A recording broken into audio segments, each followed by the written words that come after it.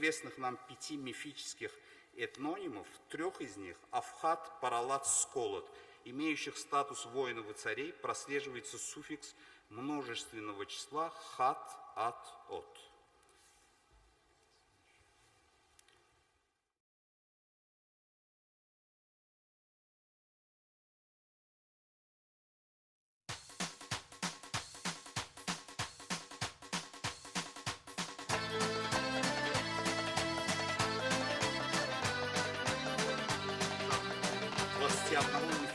Термина царских скифов, приведенных Геродотом, в составе 4 липоксай, кулаксай, сколот, паралат имеется звук «л». Кроме этих 4 мифических терминов, имеется большое количество списков собственных имен и названий исторических племен, в которых также имеется звук «л». При попытках этимологизации этих слов Миллер, Абаев, Грантовский и Харматов встретились с серьезной проблемой, заключающейся в том, что в древнеиранских письменных источниках фонема «л» отсутствовала. Авестийский алфавит не имеет знака для звука «л», а в древнеперсидской клинописи он использовался для записи только лишь нескольких чужих имен и географических названий. Для того, чтобы преодолеть это противоречие, Абаев априори заявил, что наличие в скифских сарматских именах фонемы «л» само по себе является доказательством того, что этот звук уже существовал в астинском языке в скифский период. Абаев, фактически не упоминая этого термина, применил метод циркулярной аргументации. Под термином циркулярная аргументация, то есть доказательство по кругу, в западной науке, в современной западной науке понимается то, что сначала автором априори выдвигается гипотеза, к примеру, об ираноязычии скифов и сарматов, а затем уже неподтвержденная гипотеза используется в качестве доказательства. Грантовский продолжает традицию применения метода циркулярной аргументации, настаивая на замене звука «л» в названии скифского племени Паралат на «д» лишь для того, чтобы оно соответствовало авестийскому Парадата. Что касается наличия звука «л» в имени первоскифа Липоксая, то Грантовский предложил поменять этот звук на «р» и интерпретировал это имя в форме Липокшая. Таким образом, этимология Грантовского строится на непоследовательной аргументации. В одном случае он меняет скифский звук «л» на «д», а в другом случае «л» на «р». Присутствует в этнониме «алан». По сегодняшний день иранологи не смогли представить вразумительных причин появления неиранской буквы «л» в этнониме «алан», который они считают иранским. Жорж Дюмизиль заложил в скифологии традицию, в соответствии с которой триединство является основой индоевропейской, в частности, иранской культуры. Однако, как отмечает Хазанов, многие иранисты сами опровергают идею о специфическом индоевропейском характере предполагаемой трехчленности. Кроме того, он приводит и примеры, свидетельствующие о дискуссионности такого подхода. Ошибки исследователей, стоящих на позициях Дюмизиля, заключаются в следующем. Во-первых, триединство не является исключительным атрибутом индоевропейской цивилизации, поскольку присуще практически всем мировым культурам, на что указывает Хазанов. Во-вторых, у скифов целый спектр числительных, которые требуют специфического толкования. В качестве примера можно привести цифру 4. 4 племени скифов, 4 небесных дара, четырехугольный символ Скифии. В целом следует отметить, что исследование скифского социального устройства на основе иранской традиции не отличается системным характером, а является эклектическим сопоставлением отдельных фактов. В соответствии с Геродотом скифы поклонялись 7 богам, а племя царских скифов, под которыми подразумевают собственно скифы, поклонялись еще 8 богу, Тагемасаду, которого Геродот идентифицирует с греческим Посейдоном. Абаев предлагает идентифицировать скифов с астинами, основываясь на факте наличия 7 богов у некоторых скифских племен.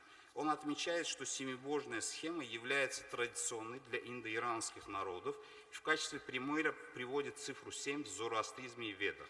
В качестве еще одного доказательства Абаев приводит наличие в Василии святилища под названием Авдзвары, что, по его мнению, должно означать 7 божеств.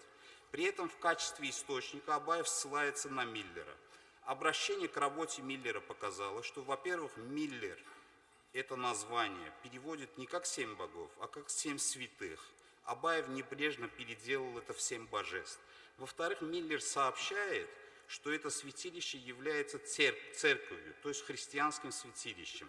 Подавляющее большинство остин являются православными. Обращение к истории православия показало, что в нем широко почитается 7 святых мучеников Маковеев, пострадавших от сирийского царя Антиоха Епифана. Исходя из этого, более целесообразно было бы относить эту остинскую церковь семи святых к христианской религии. В целом вопрос наличия так называемого остинского семибожия довольно сомнителен. Следует также отметить, что семибожие не может считаться отличительной чертой представителей только иранских народов, поскольку цифра 7 является сакральной цифрой для большинства народов мира, в частности для семитских и алтайских народов. Числовая идентичность семибожного пантеона у скифов и иранских народов является одним из основных аргументов Абаева в пользу того, что скифы были протоастинами. Однако, настаивая на семибожной структуре иранских пантеонов и отрицая наличие у них 8-го бога Посейдона, Абаев тем самым отказывается от версии иранского происхождения царских скифов, которые являются, собственно, скифами. Следует также отметить, что Абаев этимологизирует именно только 5 из 8 скифских богов. При этом из этих 5 богов он выделяет лишь 2 как наиболее достоверных. По этому поводу он пишет: из известных в иранском мире божеств в скифском пантеоне с известной долей вероятности распознаются Арти, Аргимпаса и Ваю, Гойтосир. Для того, чтобы этимологизировать эти два имени на иранской основе, Абаев предлагает ввести поправки в их имена. Например, имя Аргимпаса он предлагает заменить на Артимпаса, то есть заменить букву «Г» на «Т», поскольку в исконном варианте ему не удается этимологизировать имя. По поводу имени скифского бога Гойтосира Абаев пишет: возможность ошибки приходится допускать и в имени бога Гойтосир, так как в данной форме имя не дает удовлетворяющего иранского истолкования. Если допустить здесь описку «т» вместо «г», то мы приходим к «койгосирус», что идеально соответствует иранскому «ваюка сура». Данная этимология Абаева, как я говорил выше, строится на циркулярной аргументации, которая критикуется в современной индоевропеистике. И в заключении я хотел бы еще раз отметить, что мое исследование показывает, что скифское общество было полиязычным, поликультурным и полирелигиозным. Исследования в области скифологии надо вести среди языков и этнографических материалов славянских, иранских, тюркских, угрофинских, кавказских народов и греков. И, наконец, заострение внимания исключительно на скифах иранского происхождения является методологической ошибкой скифологов. Благодарю вас за внимание.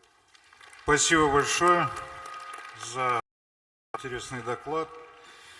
Слово предоставляется доктору филологических наук, профессору, директору научного центра монголоведных и алтаистических исследований Калмыцкого государственного университета, известного филолога Валентину Ивановичу Рассадину. Тема доклада «Тюрко-монгольские языковые связи и проблема тюрко-монгольского праязыка». С докладом выступит доктор филологических наук, профессор кафедры русского языка и общего языкознания Калмыцкого государственного университета Светлана Минкеновна Трофимова. Прежде чем дать слово, разрешите от вашего имени, от имени конференции, участников конференции, поздравить Валентина Ивановича Рассадина с юбилеем.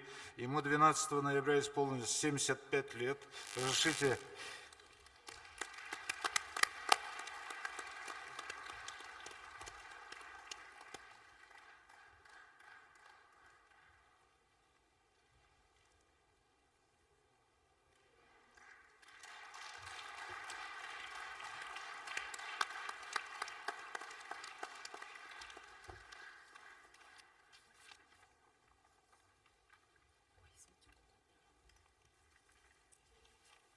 и пожелать ему здоровья и всего самого наилучшего.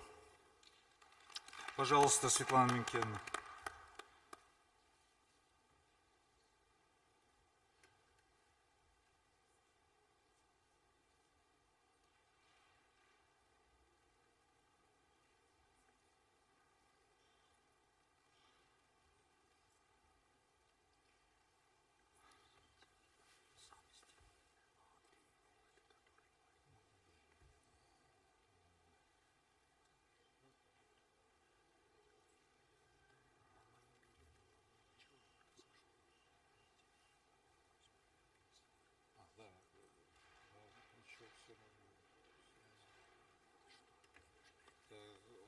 что вы сказали, полетите в Санкт-Петербург. То есть поехали.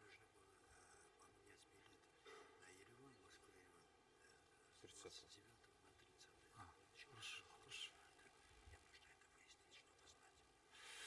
хорошо. Пока Светлана Минкена готовится, разрешите предоставить слово Гарун Рашиду Абдулкадыровичу Гусейнову, доктору филологических наук, Дагестанский государственный университет. Тема доклада «Некоторые вопросы языка алан по данным средневековых авторов».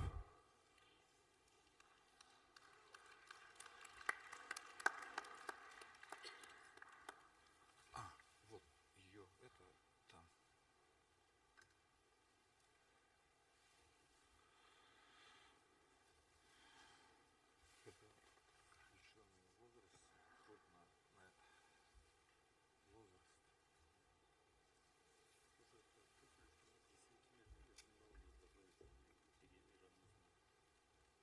Это известный такой интересный историк. Он из Азербайджана. Уважаемые товарищи, друзья, господа, с самого начала хочу сказать, что проблема языка алан очень сложна и многогранна. Что касается, в первую очередь, их исторического пребывания на Центральном Кавказе, обращает на себя внимание знаменитая зеленчукская надпись X века. Она считается наиболее известным письменным памятником аланского языка или древнейшим памятником осетинского. Ну, и не останавливаясь на проблеме общей принадлежности надписи, хотел бы остановиться только на одном слове. На слове черте памятник. И обратить внимание присутствующих на небольшое противоречие в звучании этого слова и в осетинском языке, где эта форма представлена в цокающей форме. А в то же время в сванском и чечено-ингушском языках она представлена в наиболее близкой, чокающей форме. Парадокс заключается в том, что в стародвальском языке, я имею в виду южных осетинских говоров, а также в заимствованиях из осетинского в соседние кавказские языки, присутствует че, более древняя иранская форма. Причем сам переход в ЧЦ считается относительно недавним переходом. С другой стороны, цоканье, которое известно осетинскому языку, носит, на наш взгляд, булгарское происхождение. И само это цоканье в наиболее, так сказать, таком интенсивном виде представлено именно в карачаево-балкарских говорах. Это центр цоканья, и, на наш взгляд, данное явление в осетинском языке следует считать булгарским субстратом, а не наоборот, как обычно полагают. На этому вопросу у меня посвящено большое количество статей. Когда будет доклад опубликован, вы сможете познакомиться. На чем я основываюсь? Я основываюсь на том, что присутствие булгар на Кавказе известно в источниках со II века до нашей эры. Это знаменитая информация сирийского ученого Мараба Скатины о том, что в 149-127 годах до нашей эры произошли большие смуты в цепи Кавказских гор в земле болгар.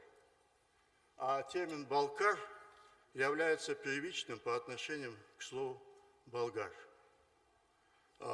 И вот в другом докладе на секции я покажу, что значение этого слова означает «горец», потому что «балк» в тюркском это гора, «баш», «балк» и так далее. Другой концептуальный момент. Мы придерживаемся той точки зрения, которая недавно была сформулирована Кызласовым о переднеазиатской прародине тюркских народов. Причем, как он полагает, ранее, относящиеся к бронзовому и раннему железному векам культурная история тюркоязычных народов связывается с отделением хазаро-булгарского компонента, поглощенного впоследствии продвижением на запад более поздних восточных тюрок. Они прошли Центральную Азию ко времени гунской экспансии с первоначальной западноазиатской прародины, позднее исхода из нее про хазаро-булгар. Именно во II веке до нашей эры, согласно исследованиям наших тюркологов, булгарская общность отделяется от общетюркской.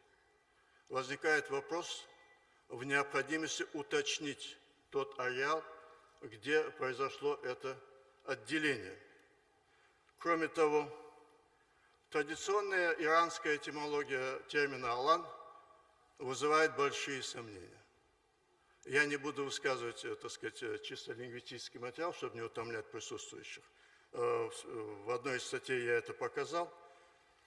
Но все забывают о том, что «алан» в тюркских языках означает «равнина». И, так сказать, этот корень не следует, так сказать, который явственен, показывает, что понятие «алан» связано с равниной, и тем более, что если мы берем те зоны, где находится, так сказать, находят алан ираноязычных, то это в основном равнинные территории. И поэтому, так сказать, именно это должно стать основой дальнейшей интерпретации. Кроме того, мы не обращаем внимания, опять-таки приношу свои извинения тем, что привожу, может быть, исключительно лингвистический материал, но мимо него пройти нельзя. Вот упоминание в I веке нашей эры алана становится известным латинским источником. Но никто не обратил внимания, что в латинских источниках эта форма звучит как халани, но не алан. В греческом халанус со знаком тонкого придыхания, тоже халан. Исходная форма халан, которая совпадает с протюркской формой. И если совместить все то, что мы сейчас говорим, то еще один интересный материал следует принять во внимание. Это сведения у народов Поволжья об мифических великанах Алан-Гасарах. Что такое Алан-Гасар? Алан-Гасар – это Алан равнинный, Гасар – это Хазар. Равнинные хазары. Значит, причем, значит, этот термин широко распространен. В свою очередь, если мы движемся дальше, мы знаем, булгары прибыли в Поволжье с территории Северного Кавказа, где, естественно, и столица Хазар находится, так сказать, Семендер, у нас в Дагестане, в Кумыкии точнее. Значит, естественно, вот отсюда происходит это движение. И потом хотелось бы обратить внимание на то, что мы знаем, что алан, это хазары брали дань с полян, это тоже равнинная территория. И можно говорить о том, что аланы являются древним тюркским населением этих регионов. То есть здесь идет понятие алан. И самое, что интересно, в Дагестане, нынешнем я имею в виду, по сведениям арабских авторов упоминается область Алал-Гумик. Область Аллан, опять-таки, упоминается Алал-Гумик. Вторая часть Гумик – это обозначение кумыков, то есть равнинные кумыки. Я не успеваю проводить те формы, которыми я располагаю в плане их интерпретации, но хочу сказать, что можно говорить о двух группах булгарского населения. Горной группе и группе равнинной – это алана. Таким образом, мы можем говорить в отношении тюркских народов Северного Кавказа, я имею в виду в первую очередь кумыков и карачаево-балкарцев. Карачаево-балкарцы называют себя тавлу. Тавлу термин идет, но есть одновременно и слово аланла. Слово аланла, конечно, можно интерпретировать, я думаю, со мной согласятся специалисты. Вторая часть, вот это суффикс «лы» в булгарском звучании с редукцией «алан-лы», то есть равнинный и что? горные воспоминания о, так сказать, о том, что когда-то находились и на равнине. В Дагестане то же самое. Значит, у меня есть, я не буду ссылаться на эту публикацию, вы ее найдете, когда будет все опубликовано. Со всей уверенностью можно говорить и о горных хазарах. Масса преданий в Дагестане о, так сказать, еврейских поселениях, селах еврейских. Так мы знаем, что хазары исповедовали что? Иудаизм. Так сказать, почти вся территория горного Дагестана имеет подобные предания. Значит, я хочу сказать, что неужели хазары, которые контролировали громадные территории, не могли быть в состоянии взять под контроль и соседние горные территории, правильно же? Это абсолютно логично, без специальных доводов. Потом характер хозяйства. Если хозяйство кочевое, то не могут же, так сказать, скот находиться только на равнине. Он должен отправляться и куда? В горы, правильно же? А в горах должно быть, так сказать, достаточно безопасное хозяйство, так сказать, пределы. И если говорить о том, насколько давно мы фиксируем аланы, допустим, в горной зоне, я, так сказать, моя работа, так сказать, доклад источниковедческий, значит, хотел бы привести сведения о том, что о Дарьяльском проходе, который упоминается у сасанидского царя Шапура, верховного мага Кирдира, в 243-273 году, где тоже упоминается алан, причем форма двойная ЛНН, причем второе Н это показатель множественного числа. То есть аланы. Значит, аланы таким образом фиксируются и на этих территориях. Поэтому, я думаю, не надо далеко очень ходить, когда термин алан существует в тюркских языках. Просто на историю тюрок сейчас надо смотреть с другой точки зрения. Я разделяю, еще раз повторяю, эту точку зрения, что прародина находилась в Передней Азии. Это сейчас подтверждается и генографическими исследованиями. Ведь анализ крови показал, что народы Кавказа имеют переднеазиатское происхождение. Вот в чем дело. И, так сказать, решение этого вопроса, я считаю, одной из главных перспективных задач не только тюркологии, но и других смежных дисциплин. И в заключение хотел бы отметить, что наш доклад не претендует, конечно, на исчерпывающую полноту рассмотрения данного вопроса. Мы хотели здесь просто поставить вопрос о том, что необходимо изменить вектор исследования данной проблемы и обратиться к ее исконно тюркским корням. У меня все. Спасибо за внимание. Спасибо большое.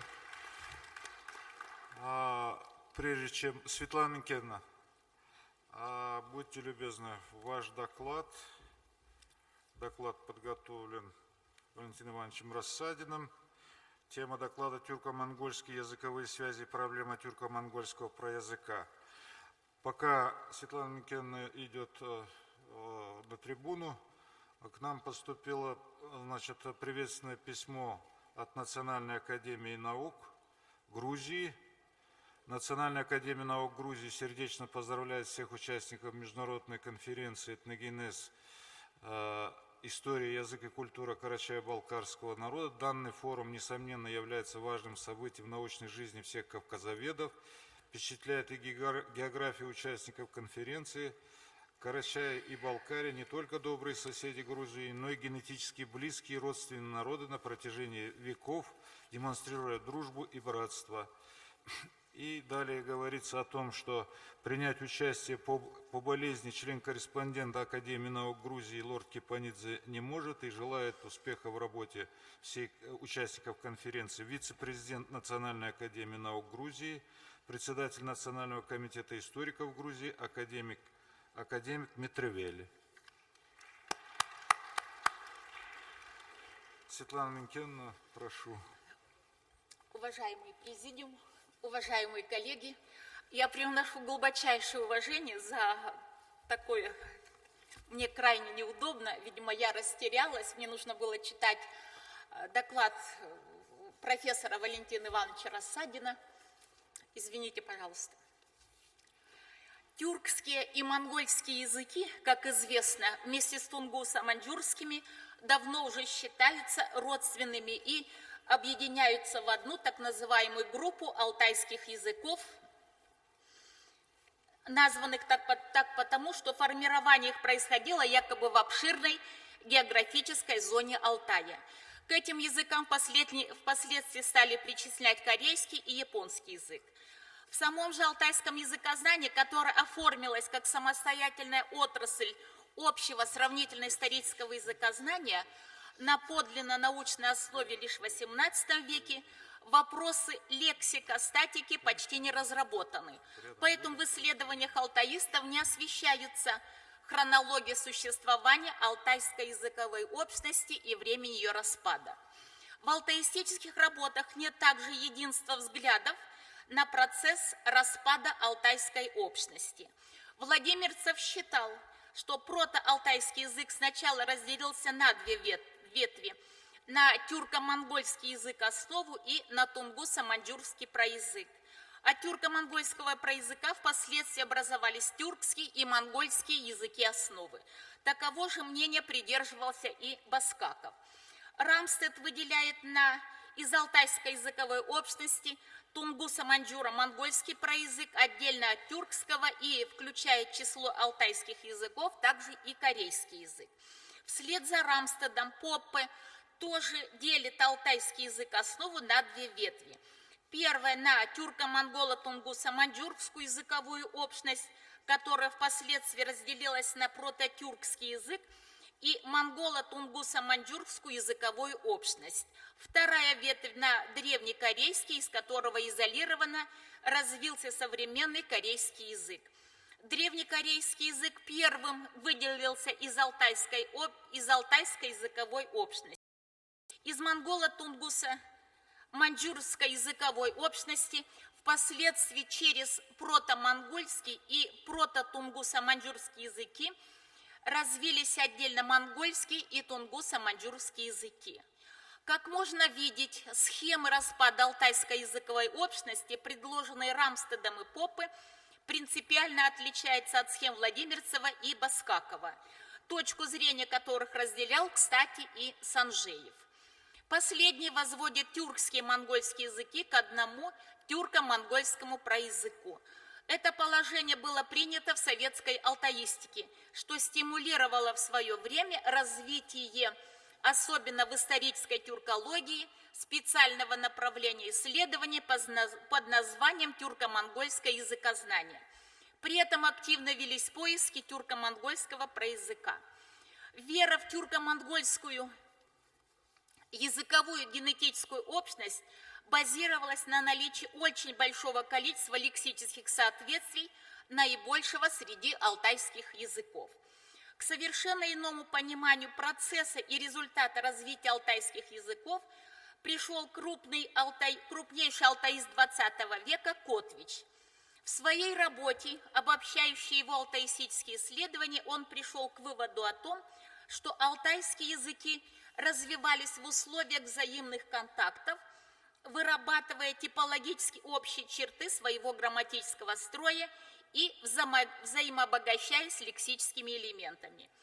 Поскольку тюркские и монгольские этносы контактируют вот уже многие тысячи лет на ограниченной территории Центральной Азии, в их языках, само собой разумеется, накопилось определенное количество общих элементов, как в лексике, так и в грамматике. Подсчет Котвича, произведенный им в процессе изучения взаимодействия алтайских языков, показал, что между тюркскими и монгольскими языками выработалось около 50% общих элементов грамматики и около 25% в лексике. Это очень большие проценты сходства, нуждающиеся в уточнении. К сожалению, Котвич не оставил нам того фактического материала из алтайских языков, который дал основание ему сделать такой вывод.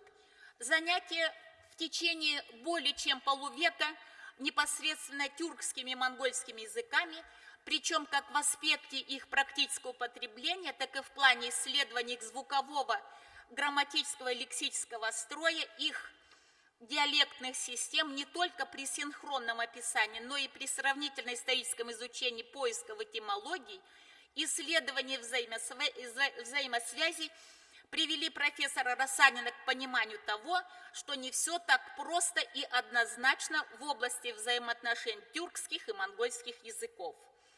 Цифры процента, выведенные Котвичем, на первый взгляд поражают. Однако практика параллельного исследования особенностей строя как тюркских, так и монгольских языков заставляет усомниться в этих цифрах, что приводит к мысли о необходимости проверить реальность таких больших схождений и реальность существования в прошлом синтетического тюрко-монгольского проязыка. Профессор Рассадин решил проверить выводы Котвича и сравнить лексические и грамматические системы тюркских и монгольских языков на предмет выявления подлинных общих элементов. В результате его сравнительно-исторических и этимологических исследований тюркских и монгольских языков на уровне лексики и грамматики позволили получить следующие результаты. На поверку выявилось, что из 25% общей тюрко-монгольской лексики большинство слов оказалось бесспорно тюркскими по происхождению, некоторым монголизмами в отдельных тюркских языках, и лишь немного слов не позволяют определить их происхождение. Только их можно условно отнести к тюрко-монгольской общей лексике. Как ортодоксальные алтаисты, так и антиалтаисты признают существование исторических контактов между алтайскими народами и их языками после XIII века и наличие взаимных заимствований, относящихся к этому времени. В соответствии же, уводящие к более ранним периодам, сторонники гипотезы считают общим наследием единого проалтайского языка, то есть фактически признают довольно позднее распадение алтайского проязыка. Противники же гипотезы вообще все соответствия объясняют заимствование, то есть контактами. Рона Таш, разработавший четкие критерии и приемы для определения тюркизма в особенно ранних монгольских языках, совершенно правильно считает, что алтайский проязык, если и допустить существование такового, распался довольно рано, и независимая жизнь алтайских протоязыков должна рассматриваться как долгий исторический процесс. Так, например, из истории известно, что уже в бронзовом веке алтайские народы, соответственно, их языки, были достаточно развиты, и между ними существовали разнообразные контакты. Таким образом, задачей алтаистики является выделение не только поздних, но и ранних, относящихся к прошлым тысячелетиям заимствований, и выявление подлинно общеалтайского фонда, если таковой останется после снятия наслоений. Рона Таш убедительно показал, что тюрко-монгольская лексическая общность во многом состоит из ранних тюркизмов в монгольских языках, относящихся к влиянию древнебулгарского языка. Главное, что это доказывается не анализом изолированных слов и не использованием разрешенных аргументов, а взятыми в системе соответствиями и критериями, которые усиливают друг друга. Так, например, хорошо доказывается, что существующая в тюркских и монгольских языках терминология высокоразвитого животноводства, связанная регулярными фонетическими соответствиями, является в монгольских языках в основном булгаро-тюркской по происхождению, о чем говорят не только соответствия «з», «р» и «ш», но и ряд других признаков. То есть древнемонгольские «униге» – корова, «бирагу» – теленок, «юкер» – бык, «угурак» – молозиво, «кемир» – кумыс, дал укрытие для крупного рогатого скота и тому подобное, оказывается тюркскими по происхождению. Тюркскими же являются также и основные термины металлообработки, как, например, Даркан – кузнец, Коргольджин – свинец, Темюр – железо, Акуркай – шахта и тому подобное. Учитывая же, что булгарские племена ушли на запад из Центральной Азии вместе с хуннами, профессор Рассадин может предположить, что эти контакты происходили задолго до III века нашей эры, то есть еще за 1000 с лишним лет до эпохи Чингисхана, времени широкой экспансии монголов и, соответственно, усиленного влияния их языка. Кроме того, Клосон и Ронаташ пришли к выводу, что тюркизмы проникли в монгольские языки из ранних тюркских языков в разные исторические периоды. Именно поэтому невозможно выведение строгих фонетических закономерностей в тюрко-монгольских соответствиях. Поэтому каждый элемент в составе так называемой тюрко-монгольской лингвистической общности требует самого критического рассмотрения. Просто выявление максимального числа тюрко-монгольских параллелей и утверждение через это якобы генетического родства тюркских и монгольских языков уже ничего не дает для решения алтайской проблемы. Работа профессора Рассадина над выявлением тюркизма в монгольских языках показала, что многие из них, носящие общий монгольский характер, относятся к ранним тюркизмам, проникшим в монгольские языки еще до их распада. Так, например, к их числу можно отнести такие слова, как халхо-монгольская «заль» – горящий уголь, калмыцкая «заль» – пламя, бурятская «зали» – пыл, жар, старописьменная монгольская «джали» – пламя воодушевления, жар, восходящий к древнетюркскому «джалынг» – пламя, древнетюркская «ял» – вспыхивать, воспламеняться, халхо-монгольская «арил» – очищаться, исчезать, бурятская «арил», калмыцкая «арил» – исчезать, убираться, уходить, старописьменная «арил» – очищаться, исчезать, от древнетюркского «арыл» – очищаться, становиться чистым. Залог от «ары» – быть чистым. Наличие подобных лексем свидетельствует о довольно раннем тюркском влиянии на общемонгольском уровне. Кроме того, выявились тюркизмы регионального характера, главным образом айратско-халхасский и бурятско-халхасский. Примерами айратско-халхасских тюркских заимствований могут послужить слова типа мангхалхо-монгольская «балдаргана», «бальчиргана-борщевик», калмыцкая «бальчирган», «волчий камень» от тюркского «балтырган-борщевик», халхо-монгольская «ик», калмыцкая «ик» веретено, от древнетюркского «ик», «ик» веретено, халхо-монгольского «дзарам» отруби, калмыцкая «зарым» пшено, крупа, грубая мука, от тюркского «ярма» крупа, от тюркского «яр» рассекать, расщеплять. К бурятско-халхасским тюркизмам можно отнести лексемы типа халхо-монгольского «олбок», бурятская «олбок» тюфяк для сидения, от тюркского «олмак», от тюркского «ол» сидеть, халхо-монгольская «той», бурятская «той» свадебный пир, от тюркского «той» пир, пиршество. Для сравнения, тюркское «то» насыщаться, ток сытый. Наличие подобных региональных тюркизмов говорит о том, что процесс распада общемонгольского языка происходил неравномерно, и что тюркское влияние не прекращалось и в течение этого процесса.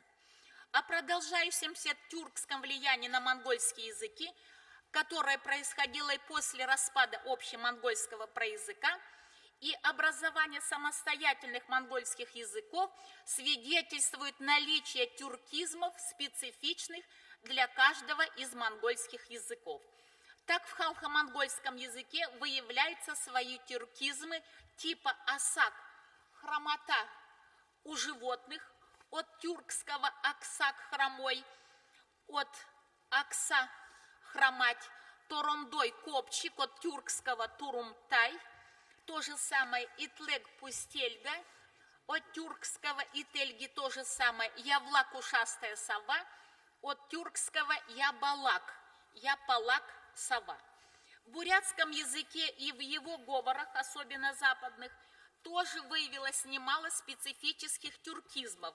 Например, бой ног, подгрудок, обвислая шея у крупного рогатого скота, от тюркского мойнак, от тюркского мойюн, шея, жерхе, брезговать, от тюркского еркен, сол, печь, изба, от хакасского сол, печь, изба, чувал, камин, балак, пескарь, гальян, от тюркского балык, рыба и тому подобное.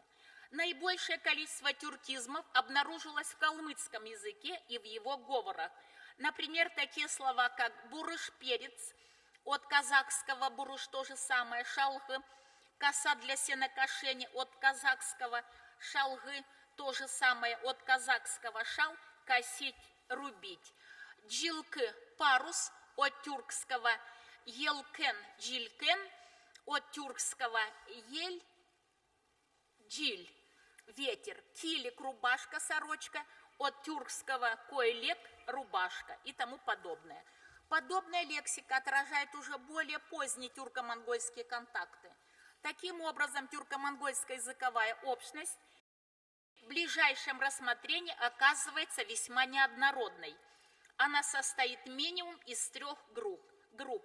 Первая – ранние поздние тюркские заимствования в монгольских языках. Вторая группа – ранние поздние монгольские заимствования в тюркских языках. Третья – общие тюрко-монгольские элементы, работа над которыми требует методики иного уровня, а алтаистика должна заниматься именно ими. Это, например, такие слова, как тюркская ал, ярко-красный, алый, монгольская улайх, краснеть, улан, красный, тюркская таш, камень, монгольская чулун, камень, тюркская чал, седой, монгольская цах, белеть, ган, белый, тюркская елых, джилых, теплый, монгольская дулан, теплый и тому подобное. Поэтому ближайшей и неотложной задачей исследования тюрко-монгольской языковой общности на данном этапе является выявление взаимных заимствований и определение подлинных тюрко-монгольских элементов. Таким образом, не вызывает никакого сомнения, что решающую роль в процессе образования тюрко-монгольской языковой общности сыграли разнообразные контакты и взаимоотношения между тюркскими и монгольскими этническими группами в разных ареалах Центральной Азии, где они обитали, происходившие в различные исторические эпохи, как, например, эпоха монгольских завоеваний тюркских народов Чингисханом, во время которой в тюркские языки попало множество монгольских слов из средневекового монгольского языка. Как представляется, что в течение всей истории взаимодействия тюркских и монгольских этносов Центральной Азии и в более ранние времена подобных решающих этнических столкновений было немало.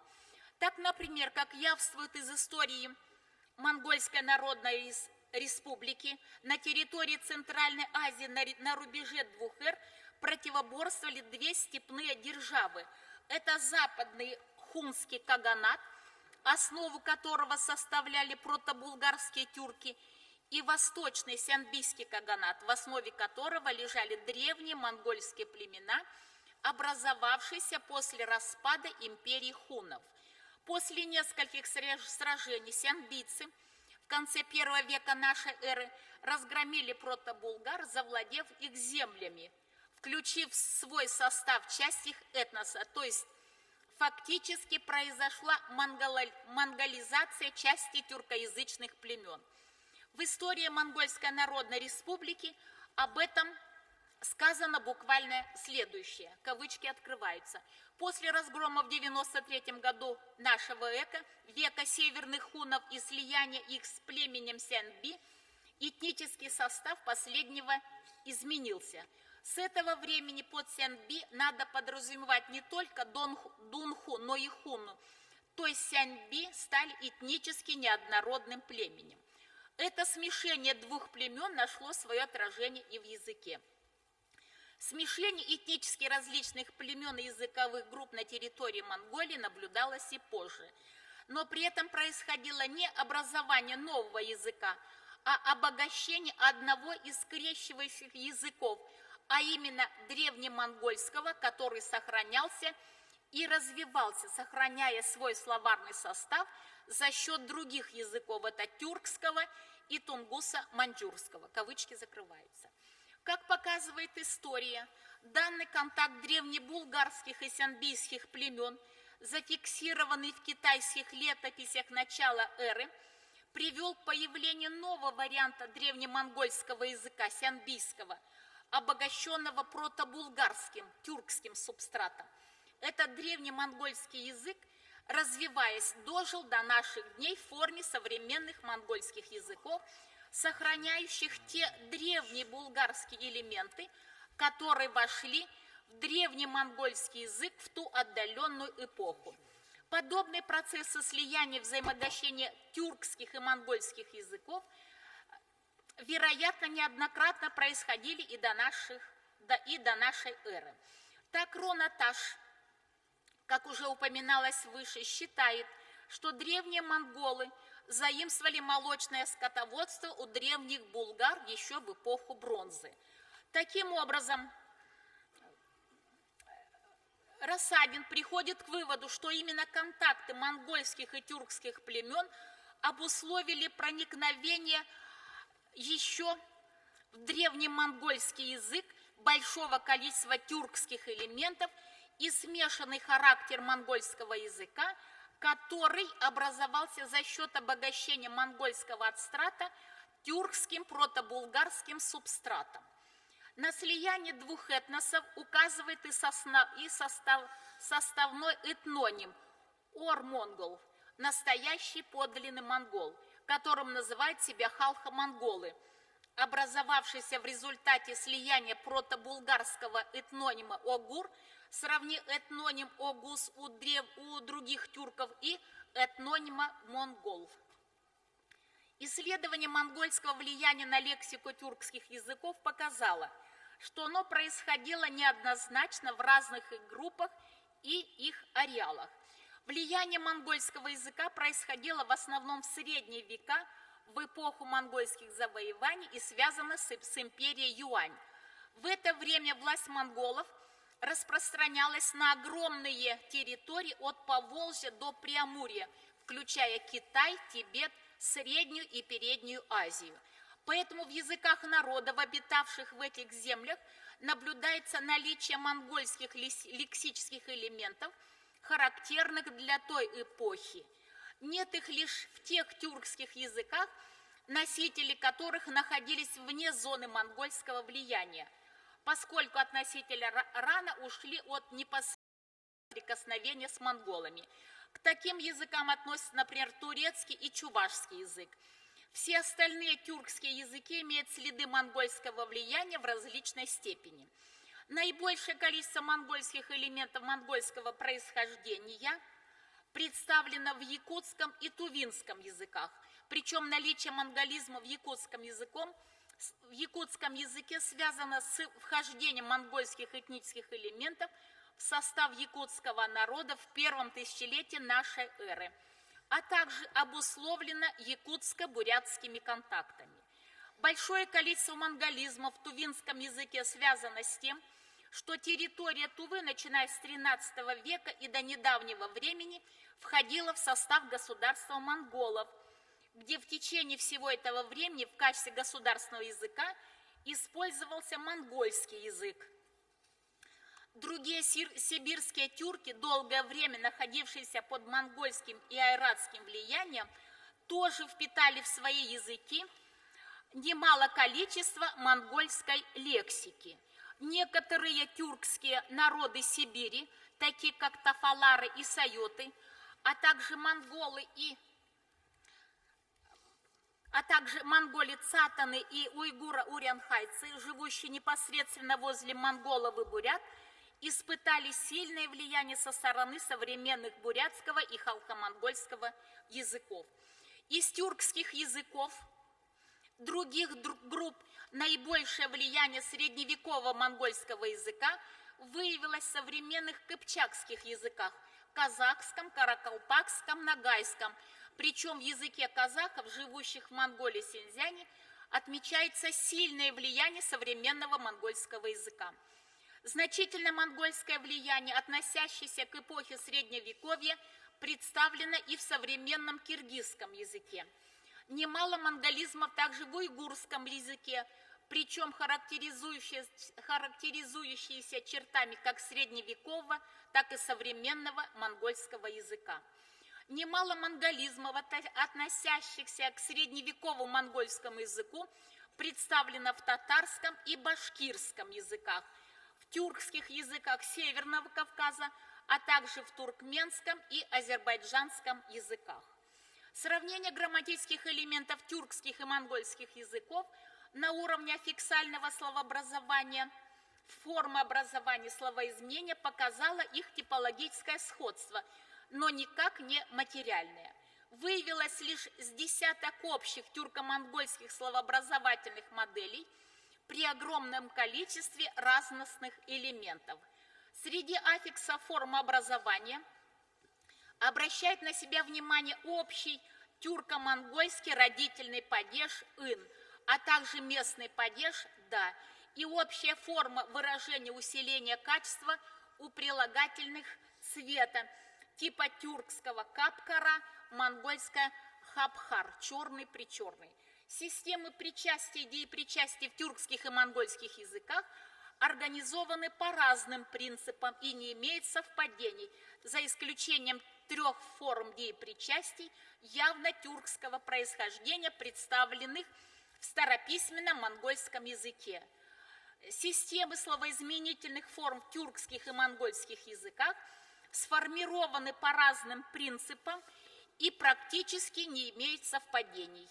Произведенное сравнение, выявившее лишь единичные случаи совпадений в некоторых грамматических категориях, не дают права согласиться с утверждением Котвича о 50% общих грамматических элементов в тюркских и монгольских языках. Сравнение показало, что формирование грамматических элементов в этих языках происходило самостоятельно и независимо друг от друга. Прослеживается лишь типологическая общность. Следует отметить, что вывод Котвича о развитии общих тюрко-монгольских элементов в результате разновременных контактов тюркских и монгольских этносов и о наличии алтайской языковой общности в очень отдаленную эпоху примерно на уровне каменного века в принципе верен. Кроме того, для сравнительно обозримого исторического периода, начиная с каменного века, наличие гипотетического тюрко-монгольского проязыка конкретным лингвистическим материалом не подтверждается. Спасибо за внимание. Спасибо за достаточно интересный доклад. У нас осталось совсем немного времени до перерыва. Слово предоставляется руководителю Центра изучения Центральной Азии, Кавказа и Урала-Поволжья, Института Востоковедения Российской Академии Наук, кандидату исторических наук Аликберу Колобековичу Аликберову. Тема доклада о роли гуннов в этногенезе карачаево-балкарского народа по данным восточных источников.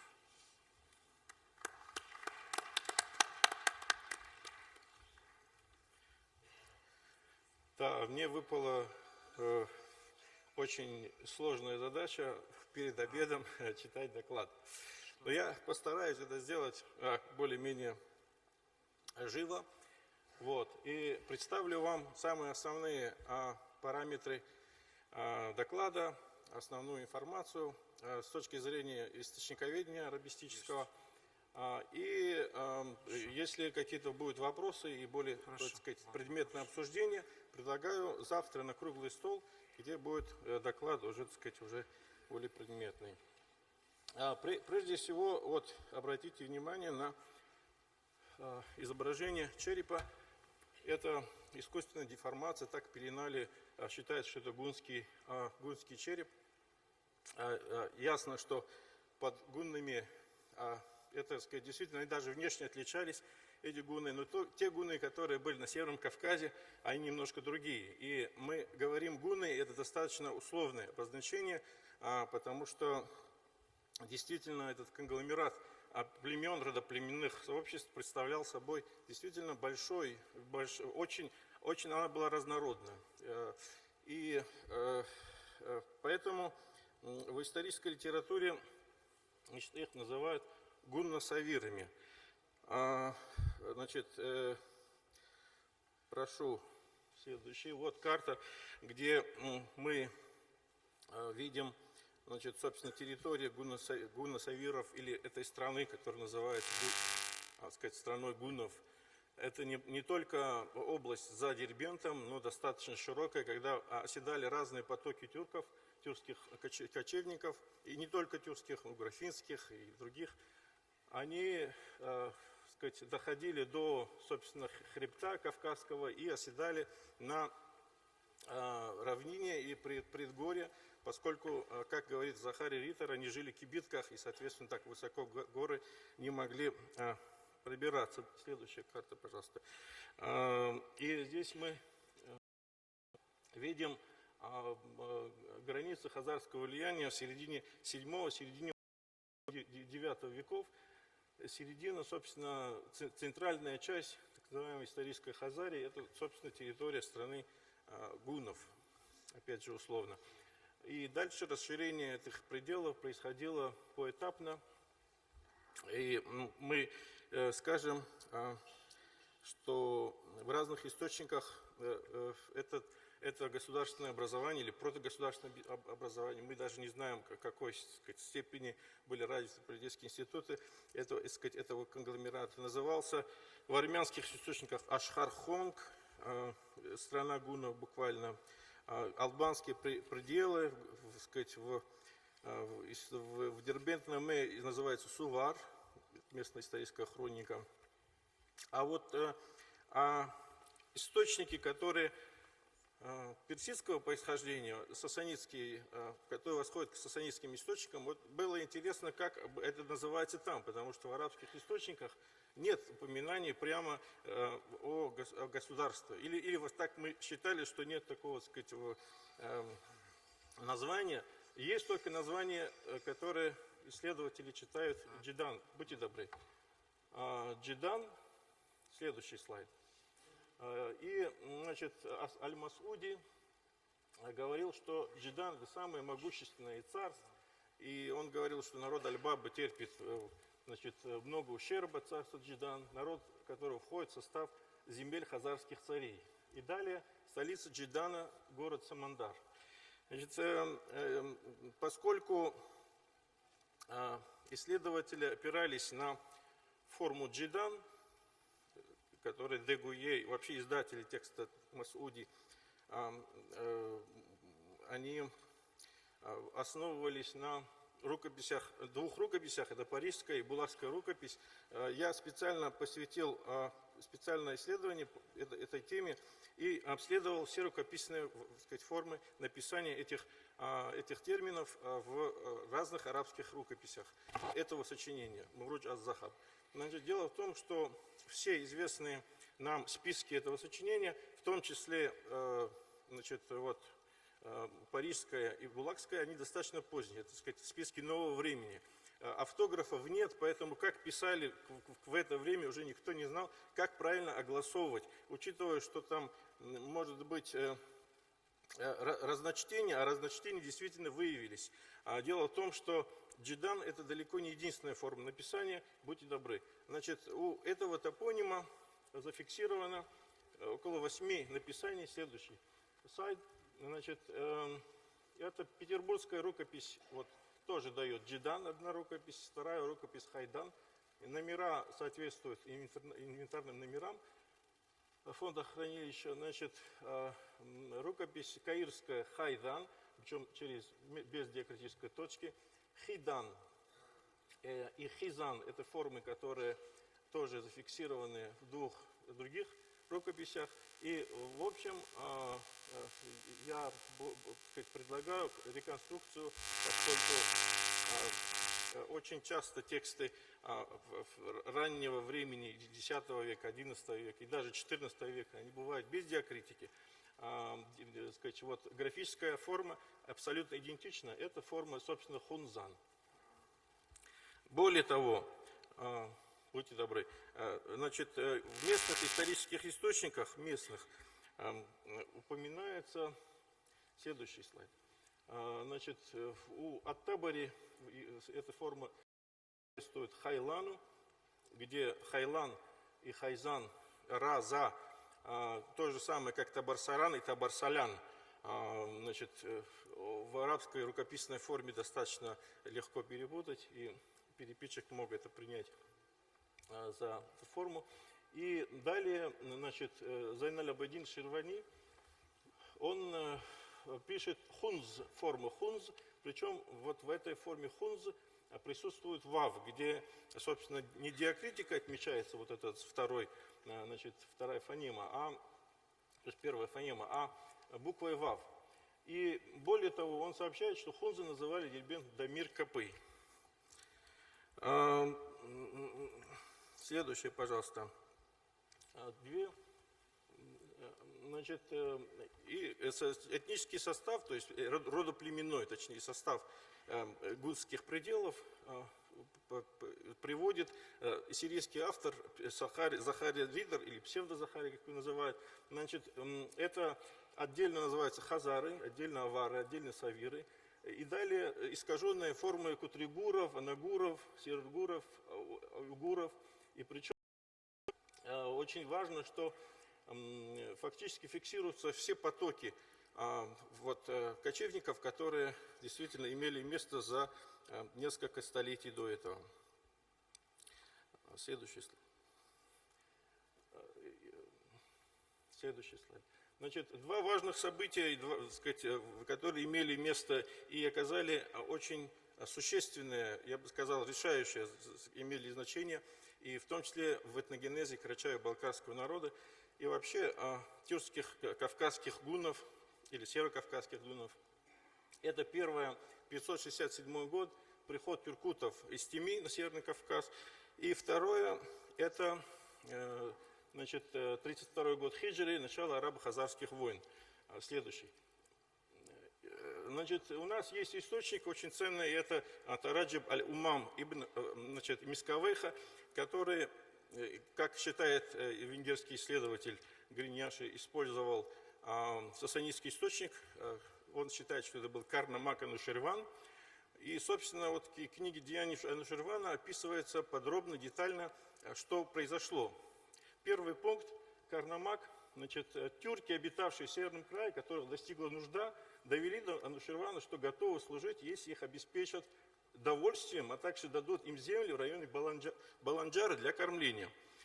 Второй рассказ начинается буквально с того, что в начале 1937 года нашего царствования, это от имени Анушервана Хасрова, 4 подразделения тюрков из Хазарской области, 4 подразделения, причем каждый во главе со своим царем, написали нам о том, что они терпят нужду, и из письма следует, что они желают служить нам.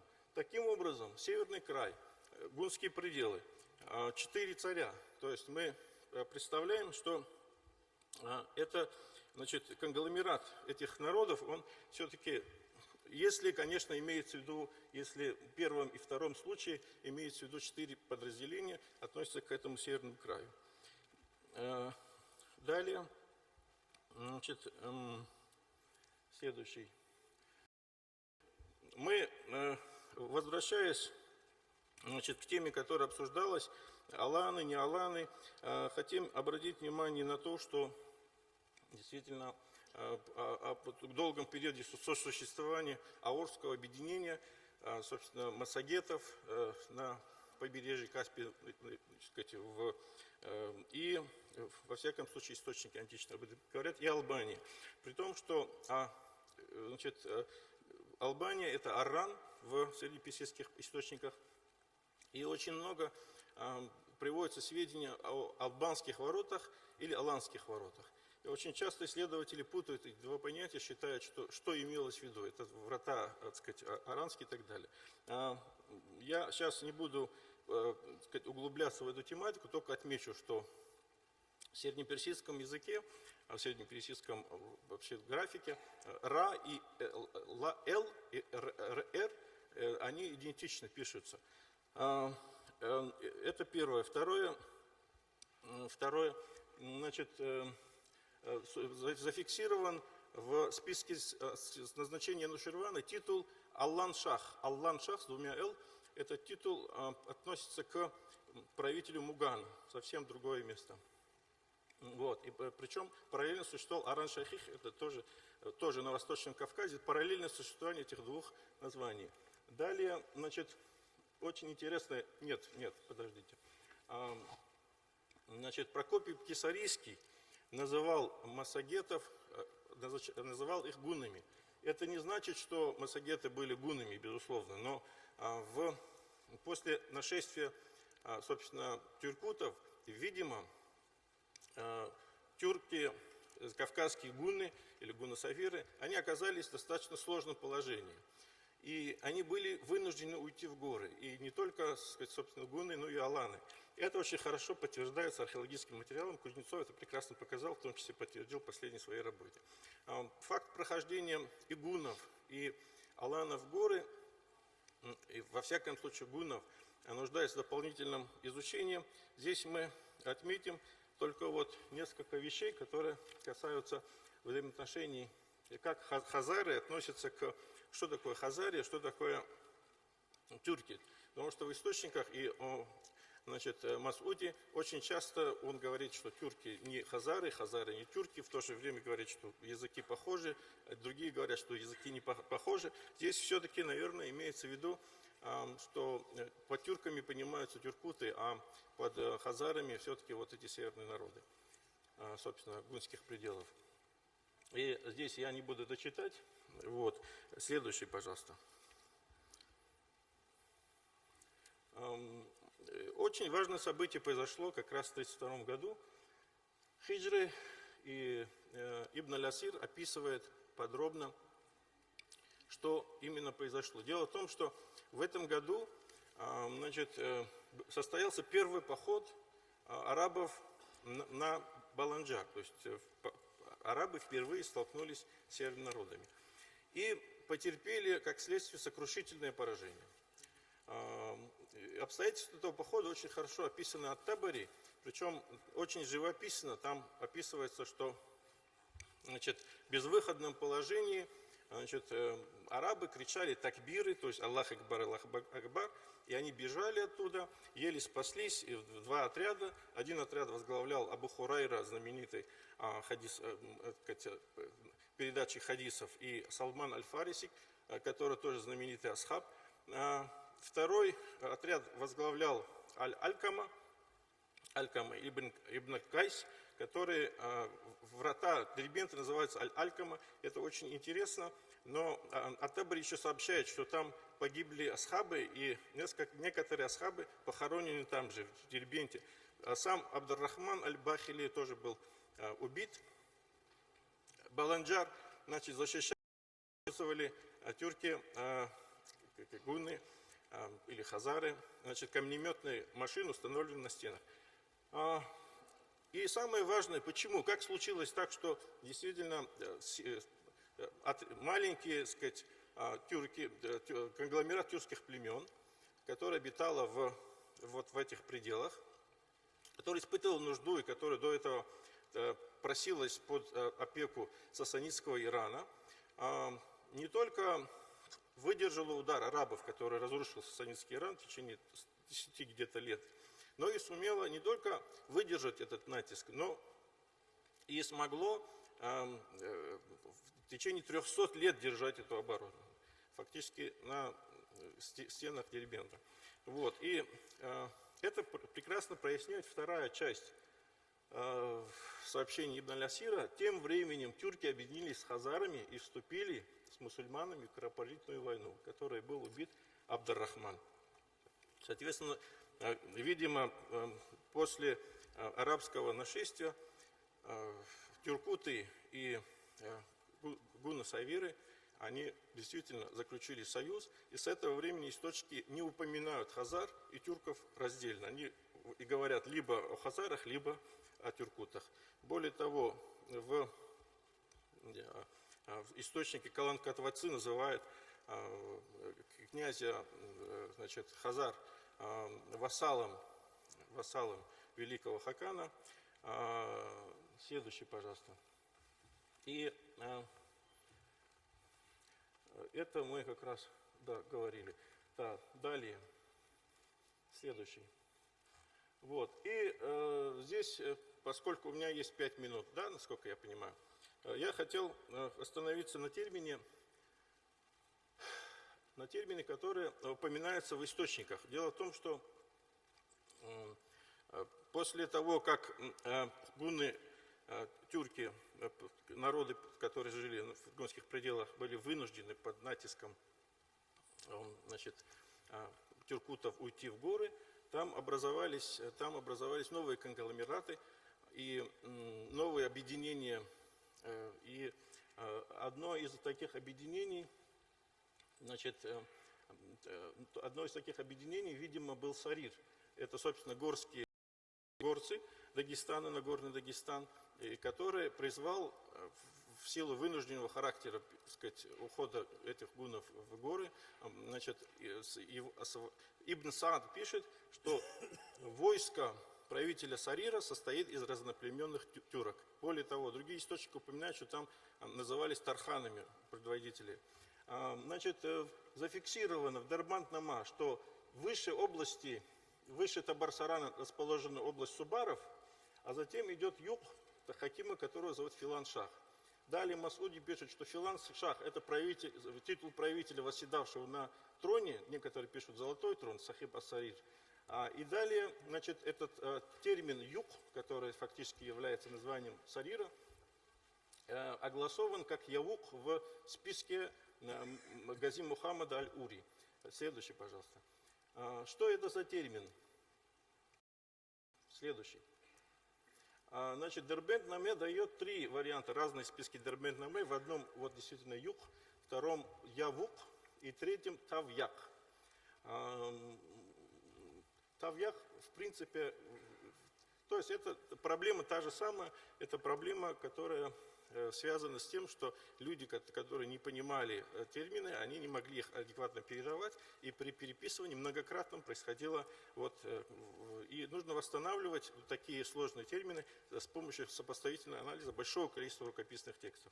Значит, в конечной версии вот этот тавьяк через та подтверждается эта информация полностью с другим списком Тарих Баб-аль-Абваб Ваширван, где упоминается тот же термин тавьяк через та, эмфатическое. Следующее. Значит, более того, местные другие источники упоминают о том, что Ширван-Шах захватил Дербент и стал шахом Тавьяка. Ибн Руста упоминает о народах Таулас, которые живут на отдаленных окраинах Хазарского ганата, которые поставляют до Тифлисской стороны. Далее. Соответственно, мы понимаем, что вот слово тавлу, горцы, это термин, который относится не только к дагестанцам, это термин, который относится не только к осетинам, ард-ос, земля, ард тоже арабское слово. Это, в принципе, может относиться ко всем горцам и в том числе тюркам в том числе. То есть, фактически тавьяк это может быть гунско-союзским эквивалентом арабского ахляль-джабаль, люди гор. Так люди называли всех, кто жили в горах. И Кузнецов действительно тоже считает, что это горцы. И Каракетов подтверждает, что этнонимы, которые дают балкарцам кумыки, это Тавлу Карачайлар, и каранагайцы Дагестана называют Тавлы Карашайлар, и акнагайцы Прикубайна называют Тавлы Карашайлар. То есть, следующий, пожалуйста. То есть мы видим, что процесс этногенеза, значит, карачаевско-балкарского народа, он был очень продолжительный. Следующий слайд. И он фиксируется. У вас нет ничего больше там, да? Да. Значит, он, если в VI веке Захария, значит, пишет, что все народы страны гуннов живут в кибитках, то уже в X веке, так сказать, другой автор, уже грузинский, пишет, что они, эти тюрки, являются детьми Ликана, то есть одного общедагестанское в данном случае, но, видимо, поскольку слово Таулу и Таулистан распространялся, и география Таулистана была шире, собственно, Дагестана, и более того, Тавьяк – это, собственно, более древнее название, чем Дагестан, потому что Дагестан – это тоже страна гор, но уже более поздняя персидско-агузская. Последнее, пожалуйста. Да, это спасибо за внимание. Видимо, да, это спасибо за внимание. Спасибо за внимание, за выступление. Уважаемые коллеги, у нас перерыв. Значит, просьба соблюдать регламент. Могли все заявившиеся на пленарном выступить. Большая просьба соблюдать регламент и перерыв на обед.